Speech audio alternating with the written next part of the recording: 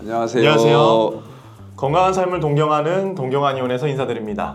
대표원장 유승선입니다. 유호연 진료원장입니다. 안녕하세요 구독자 여러분. 오늘은 저희가 유 원장님과 같이 인사를 드리게 되었어요. 사실은 대표 원장님이랑 같이 촬영한다는 게 긴장되는 일인데요. 이번에는 저희가 새롭게 함께 촬영하는 영상을 하게 되었어요. 왜 그렇게 됐는지 한번 유 원장님께서 설명해 주실 수 있을까요? 하나도 안 떠시는 것 같은데요. 저희가 기존에 원장님이 단순히 일방적으로 정보를 전달하는 형태의 컨텐츠에서 환자분들과 이렇게 어떤 특정한 질환에 대한 환보를 갖고 이런 경우에 이런 생활 습관이나 식이요법을 했으면 좋겠다라고 조금 더 맞춤형의 컨텐츠를 만들어야겠다고 생각을 했습니다. 소통을 중요시하는 컨텐츠를 만들었을 때 한의학이 가진 가치를 가장 잘 구독자분들에게 전달할 수 있을 것 같아서 떨리긴 하지만 준비해봤습니다.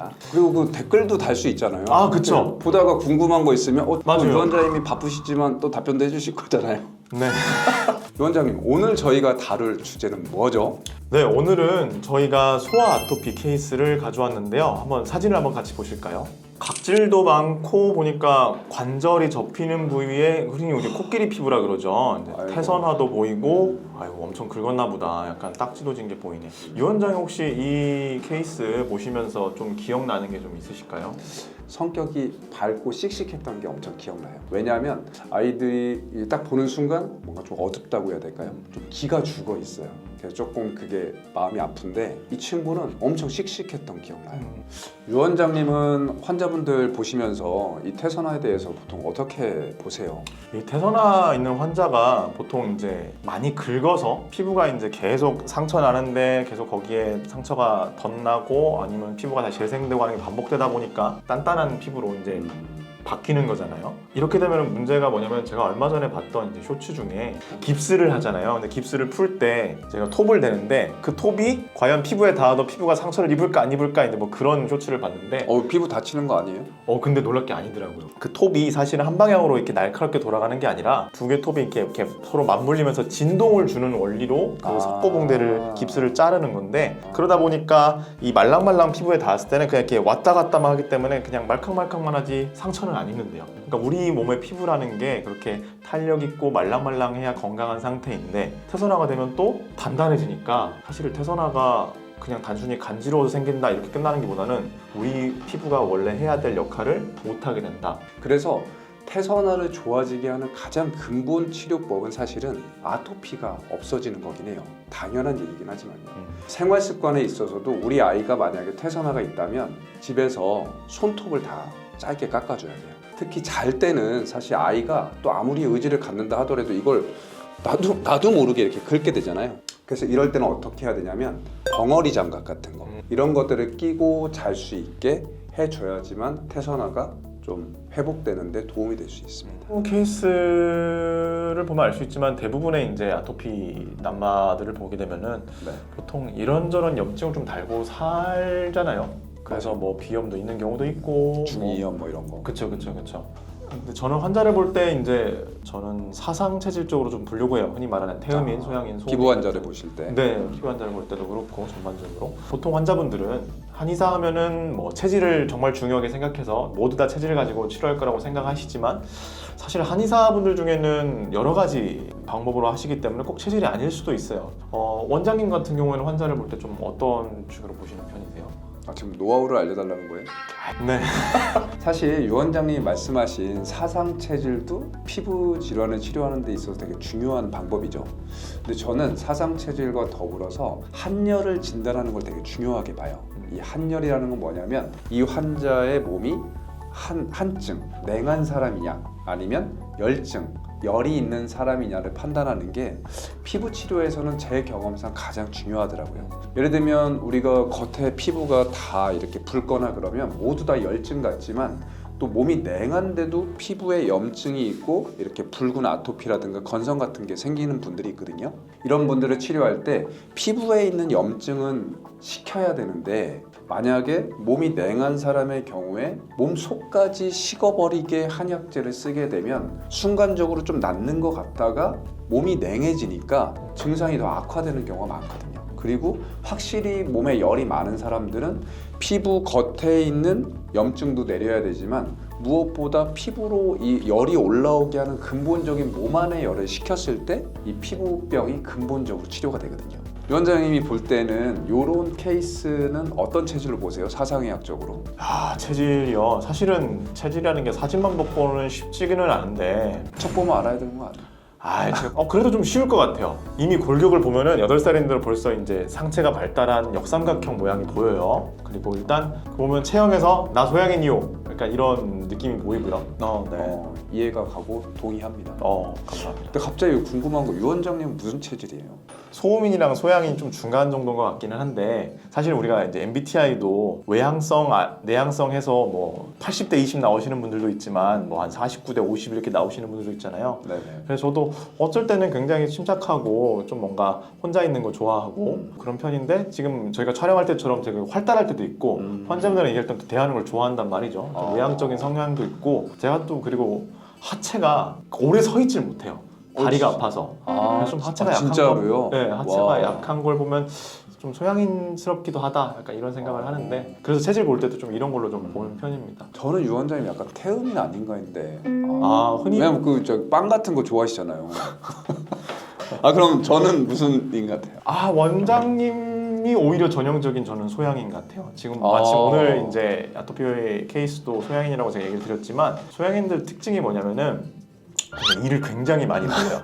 이것도 했다가 저것도 했다가 근데 문제는 뭐냐면 오래 안 가. 이게 이거 방송 오래 할 거예요. 다시 얘기로 돌아와서 원장님은 그러면은 소양이라는 건 동일하시나요? 이 케이스가? 아이들은 사실 한참 성장하는 시기라서 기본적으로 열이 있는데 밤에 땀이 날 정도라면 이 친구는 평균적인 열보다도 훨씬 더 많은 열을 갖고 있는 거잖아요. 그래서 제가 봤을 때는 어떤 소양인적 기질이 있고 기본적으로 위장이라든가 몸 안에 열이 많기 때문에 대사 기능도 좋고 소화력도 아주 좋은 거죠. 그런 부분들을 봤을 때는 소양인인 가능성이 있다라고 보고 이런 친구들한테는 소양인 약을 처방했을 때 조금 더 효과적으로 아토피를 치료할 수 있더라고요. 유원장님이라면 이런 열이 많은 소양인 아이 환자들에게 아토피 처방 어떻게 처방하실 것 같아요? 좀 시험 보는 건가요? 일단 저라면 한 2가지 정도 생각하는데 흔히들 아토피 처방하면 한의원에서 처방하는 게 온청음이란 처방을 하는데 사실 그거는 이제 일반적으로 처방하는 거고 체질적인 부분을 고려한다면은 소양인 처방 중에 이제 몸에 좀 열이 좀 과할 때 치성할 때 쓰는 처방이 형방사백산이라고 있어요. 그렇죠? 유명한 처방이죠. 그걸 기본으로 해서 피부 질환에 쓰는 몇 가지 약재들을 좀 더 보강할 것 같은데 아무래도 체질적으로 좀 고민을 해서 좀 환자한테 최대한 맞는 약으로 치료하려다 보니까 체질방에서 시작을 하게 되네요. 어떤가요? 원장님이 보시기에 좀 의미가 있는 처방처럼 보이시나요? 내공이 엄청 높구나. 감사합니다. Thank you. 네, 이따 저녁 사세요. 그런 생각이 들었고요. 태음이는 원장님 그 형방사백산이 정말 소아 아토피 환자에게 되게 좋은 소양인 환자에게 좋은 처방인데 그 중에서도 생지황이라는 약재가 되게 주요하다고 저도 판단을 했어요. 그래서 이 생지황을 갖다가 쓰는 형방지황탕 마찬가지로 소양인한테 쓰는 처방이죠. 그 처방을 이용을 해서 처방을 했습니다. 근데 막상 초반에는 좀 문제가 있었어요. 뭐냐면 이 생지황을 막상 쓰니까 설사를 하고 배 아프다는 얘기들을 간혹하는 거예요. 네, 그래서 생지황을 건지황으로 바꿔서 처방을 했더니 아토피도 좋아지고 소화기의 불편함도 없어지더라고요. 그럼 그 생지황이랑 건지황의 차이가 어떻게 되는지 혹시 설명해 주실 수 있을까요? 생지황은 이 지황을 땅에서 그냥 캐서 아주 작은 무처럼 이렇게 돼 있거든요. 근데 이 생지황을 갖다가 냉하니까 여기 수분이 많이 포함되어 있잖아요. 이거를 말리는 거예요. 그러면 꼬들꼬들한 건지황이 되거든요. 무로 얘기하면 그 물을 갖다가 썰어서 말리면 무말랭이가 되는 거죠. 그렇죠. 이해가 되죠? 네, 이해가 됩니다. 그렇게 되면 상대적으로 그 소화 기능이 약한 사람, 몸이 냉한 사람도 이 지황의 효과를 갖다가 충분히 소화 흡수할 수 있게 되죠. 냉하지 않으니까. 또 원장님만의 어떤 킥이 있었을까요? 있죠. 사실 오늘 우리가 다루는 주제가 아토피 증상 중에서도 태선화였잖아요. 네, 맞아요. 태선화를 한의학에서 이 치료할 수 있는 약재가 있어요. 뭐죠? 뭐냐면 아교라는 약재예요. 악교. 그 끈적끈적한 그거 말씀하시는 건가요? 그렇죠, 그렇죠. 아교는 당나귀의 피부를 갖다가 고아서 양갱처럼 만들거나 아니면 고안해서 우리 진주 모양처럼 아교주라고 하는데 딱 보면 막 진주가 이만큼 있는 거야. 아마 지금 사진 나가고 있을 겁니다. 당나귀 피부를 고아서 만든 약재인 아교를 쓰게 되면 우리가 아교를 먹으면 이 두터워진 피부가 다시 새살이 돋는 피부처럼 부들부들해지죠. 그래서 이런 우리 아토피 환자분들에게는 저희가 아교라는 약재를 사용합니다.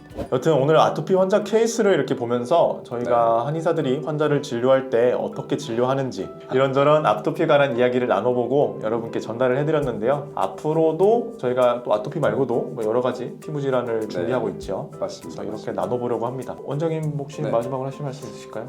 네, 오늘 유 원장님 덕분에 촬영 되게 재밌게 잘했는데요. 감사합니다. 사실은 저희가 이런 컨텐츠를 통해서 전달하고 싶은 메시지는 명확합니다. 뭐냐면 한방에서 피부를 치료하는 데 있어서 가장 큰 차이점이나 장점은 그 내 앞에 있는 환자분의 개인의 특성에 맞춰서 약을 처방하고 식이요법이라든가 생활요법을 제시하는 거거든요. 근데 그러려면 환자분도 기본적으로 자기 몸 상태에 대한 이해도가 어느 정도 있어야 됩니다. 그런 부분들을 조금 더 도와드리기 위해서 저희가 이런 컨텐츠를 제작하고 있으니까요. 혹시라도 궁금한 점이 있다면 댓글을 달아주시면 저희가 답변을 드리기도 하고 이런 질문들은 많은 분들이 공유했을 때 우리 정말 건강한 피부를 갖는데 도움이 되겠다 싶으면 또 유 원장님하고 같이 막 열심히 한번 노력해갖고요. 또 컨텐츠를 만들어 보겠습니다.